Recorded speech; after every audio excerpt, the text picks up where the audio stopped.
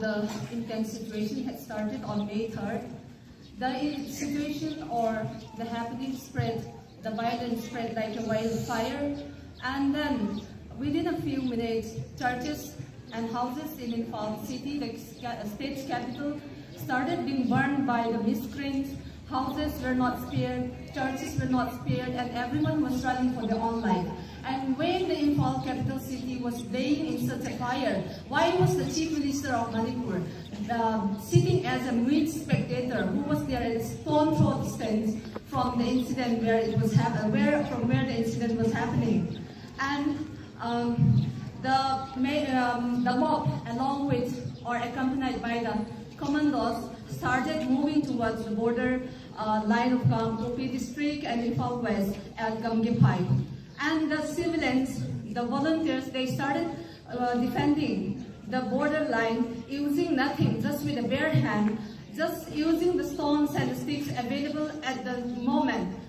So the standoff, the confrontation was becoming tense, and the police started firing the civilians, trying to disperse them, the volunteers, by using tear gas, and later on live bullets was fired like a raining bullets, and which harmed many civilians, volunteers. Some were critically injured and they were taken to the neighboring states for medication. What I want to question here is the uniformed men, whether it's a state police or whoever, the commandos, were not they taking an oath to protect the citizens and the integrity of the land? And now, why were they the one firing at the volunteers or the civilians who were defending their right? That was my question.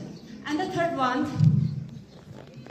the attacking mob around by Tingol, who were being accompanied or led by the uniformed men, they cannot be they cannot be differentiated as a group or the armed forces by the villagers who were defending their lands in the border areas like the valley and the hill district. They could not differentiate and had been easily attacked, since the attacking people had been disguising themselves in the armed uniforms. And now I'm questioning here is, they had been taking their oath to defend the citizens and the land with the uniform they are wearing. Why they are giving that uniform to attack its own citizens? That was my question. And the third one, many people had been running for their lives to the nearby relief centers, and even the surrounding hills nearby the relief centers had been burned down by the miscreants, so that people who are trying to flee the situation or hiding in the jungle to protect their life could be killed in that wildfire. And that is what's happening in the state capital. And next, the grievances of the tribals had not been reaching the national media for a very long time, since we are being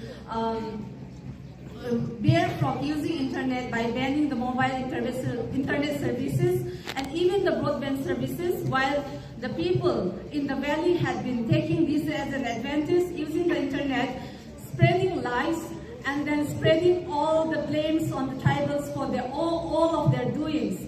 So I would like to say that the tribals of the hill districts are being deprived from the opportunity of expressing a right to freedom, our grievances, by bearing us from the fundamental right, that is freedom to expression of speech. So at this moment, we don't have any solution unless the intervention of the center. So the tribal in the hill district, what we want now is the intervention of the center in settling our problems, and all our grievances are put to the hands of the center.